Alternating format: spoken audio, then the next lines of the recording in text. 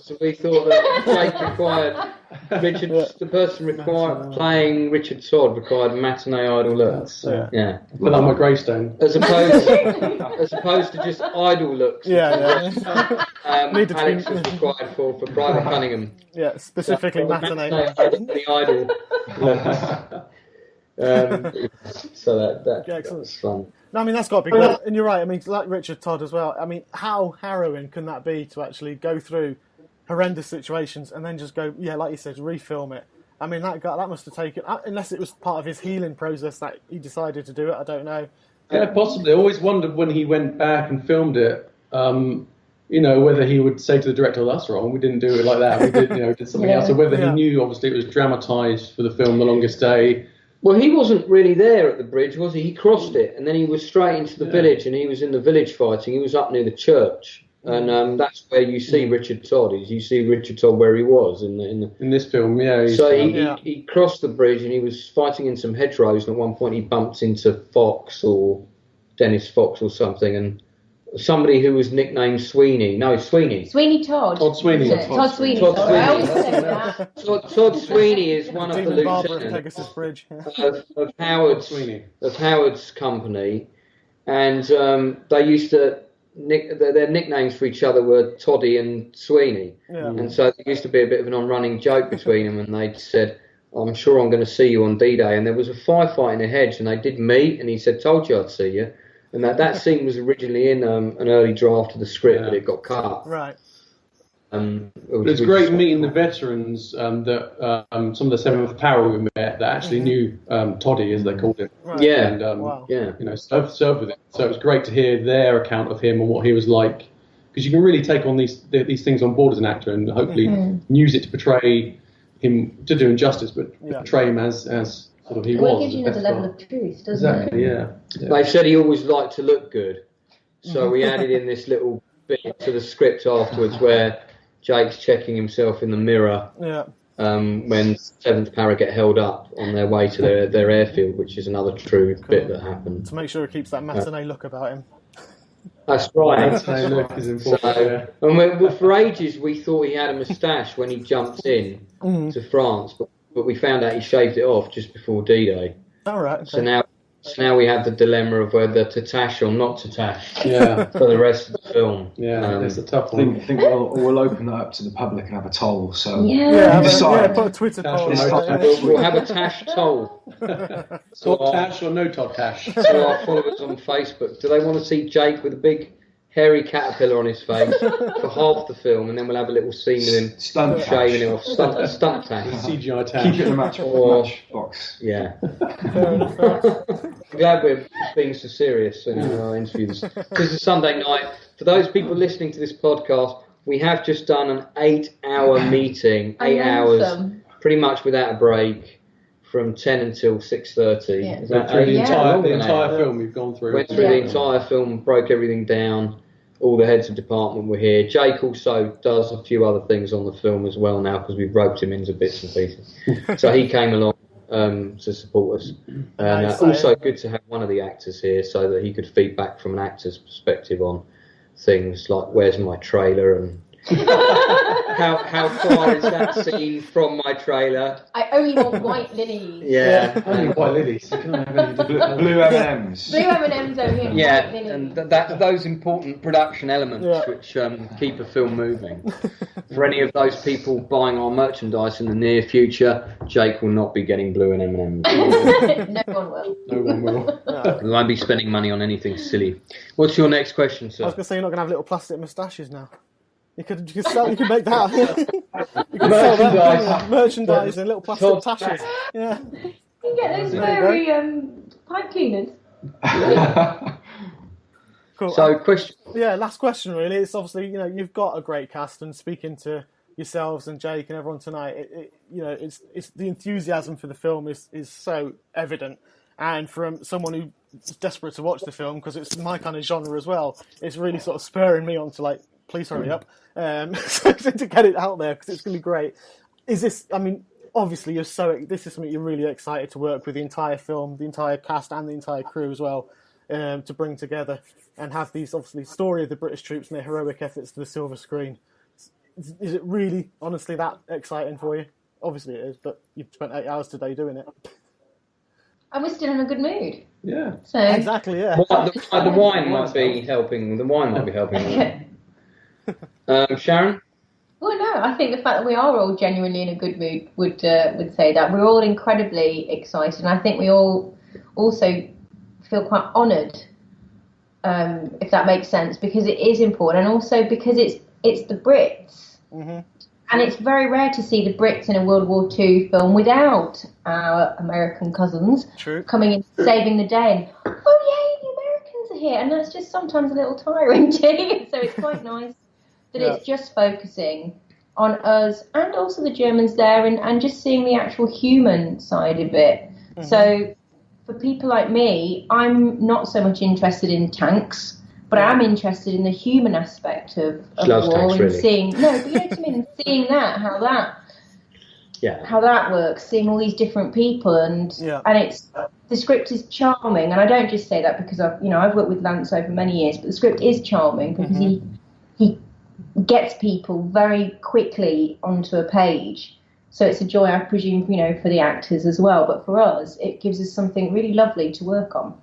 I think we're all excited. Alex? Yes, very exciting. It's an immense project. We all knew it was going to be immense, when we first signed on to do it. So to follow through on it is a dream for all of us, I think. And, on a macro level, micro level, whatever, it's, the script's brilliant. For me as well, not just the action scenes like Sharon was saying, touching, but the dialogue, the interaction, the kind of human element of it. Is just as exciting and will be just as compelling on screen in the bursts of action. Mm-hmm. So we're really, really excited, looking to push it forward as quickly as possible, which we're trying to do. And so hopefully you can all see it very soon. Excellent. Thank you. Yeah, it's a great British war film, I think, with characters that are real, telling a real story. And everyone can watch it and think, wow, this really happened. This is, This is real, but it's told in such a way through the fantastic script that it's engaging. You engage in the characters, you really feel for them, and it's a great cast on it and great crew, and it's a great team we've got. So, it's going to be.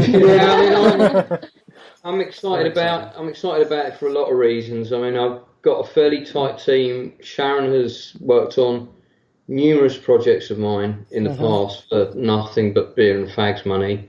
Rose and bacon. Alex, the same. Jake's relatively new to our company, but there's Christine, who's quietly sitting out of shops, sipping on her wine. My HOD for makeup has been my HOD for makeup since '97. And this time last week, I was at a really sombre affair. An actress friend of mine recently passed away, very, very suddenly. A girl called Jennifer Watson. She was very, very young, and it was one of the brain aneurysm thing. Very sudden, and she did 2 plays for my theatre company in the past. And she was a very outgoing and grand, sort of positive individual, and although I butted heads with her on the second production I did, we always remained good friends, and we got back in touch not long after just before I shot The Journey actually, and then I shot The Journey and I sent her that, and she was really egging me on career-wise. So, when you've lost friends like that in those kind of tragic circumstances, I remember when I was coming back from the memorial last weekend, I was just thinking, I've got to do this film. This film has got to happen, no matter what. Not just for myself and the crew and the cast and the memory of the soldiers and all that, but also for the people who've helped me on these little productions I've done in the past, who've helped me push my own career along, who sadly are also no longer here. And her death was really tragic, and it really hit me. And I know her, as well as another friend of mine that went the same way, they'll both be on my 2 little shoulders here going, go on Lance, keep going no matter what. So there is no way we will not finish this film, even if I have to shoot the whole thing in Lego, But So now we're at the stage where a lot of because we had all these issues with Brexit, and that caused us a lot of worries on the financial front, and the money people were all very panicky and all this, and it delayed things. Yeah. Now we're going into the new year, and there's X amount for the budget, and we would really prefer to have Y. So we're trying to get a bit more money, and also then there's a lot of pressure on us to cut scenes. We don't want to cut anything. So one of the ways we're going to try and combat that was we said to the producers, if we raise a bit of extra money on our own, can we not cut these scenes? We didn't want to do crowdfunding or anything like that, because that's a different type of movie, not for a movie of this size. Yeah. So we're going to raise a bit of extra money through merchandise. So there's going to be some merchandise available for the film soon. I think there's going to be tea, coffee mugs, and frame pictures. So it's all going to be limited edition. There's going to be only a set number. I think we're going to do a baseball cap. That's nice. Won't be one with a tiger tank on it, but probably a glider or something. Yeah. And mouse mats, and I don't know. We're going to have about 10 items. We're not sure what they all are. Some of them might be out for Christmas. And anybody listening who buys those, all of that money, by the way, is going directly on the film production. Because there's a really good scene with Rommel, and that's quite an expensive scene to do, and it was one of the ones that was suggested maybe it should be cut. Right. And we're determined that scene is not going to be cut, so we're going to we might even try and shoot that scene ahead of the main shoot. We'll see. Anyway, there's a lot. Hook or by crook? By hook or by crook, one way or another. So there's lots happening on the preparation front, lots happening on the financial front. And a very strong spirit within our team, some of which I'm sure is coming from my personal fallen comrades egging me on to complete this, and complete it we will. Okay, I'm sure they are as well. I'm sure they are right there with you now as well, supping on the wine next year. Yeah, I wondered why it was going down so quickly. Excellent. I'm quite happy to say. Please make sure you keep that bit in your podcast, because I'm sure Jenny's family would be very touched that I mentioned her. Oh, I will. Don't worry. They're going through a very difficult time at the moment. I can imagine it's always a tough thing to happen. But obviously, I mean, I'm quite happy to put your website, and obviously when you start doing merchandising and stuff, I'll also put that. Not for as much good as it'll do me. I'll tweet that out. I'll put it on my website as a link to to get that and try and do whatever I can, as little as it can be. Every little helps, as that famous supermarket says. It all helps, mate. This is why we're always up for talking to anybody, no matter how big their following. Excellent. Doesn't really cost us anything except a bit of wine and a bit of time. The last quick one for you now, and before I let you go, is obviously social media is big for you guys. You've got a nice following there. Is there anything you'd like to say to the people who do follow, who support you on social media? There's just one final little goodbye before I stop recording this. So much to say, isn't there? We are. Keep with us. Keep the faith. Thank you for keep spreading the word. Thank you for being along with us from the very start and being, dedicated following. And just stay tuned, because there's a lot of things coming, lot of stuff in the build up to Christmas, beyond, and then the film shoot, obviously.